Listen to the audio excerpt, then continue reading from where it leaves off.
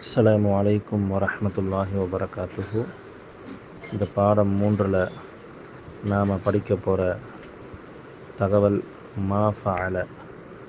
இதுக்கு முன்னாடி பாடம் 2ல் ஃபஅல அப்படின்னா அவன் ஒரு ஆண் செய்தான், ஃபஅலா அப்படின்னா இரு ஆண்கள் செய்தார்கள் அப்படின்னு பார்த்தோம். அதே மாதிரி அதுக்கு ஆப்போசிட்டில் மா ஃபஅல அப்படின்னா அவன் செய்யவில்லை, ஒரு ஆண் செய்யவில்லை. மா ஃபஅலா இரண்டு ஆண்கள் செய்யவில்லை. அந்த இமேஜை பாருங்கள். அந்த அரபி வாசகத்தை ஒரு வாட்டி நான் வாசித்து காட்டுறேன்.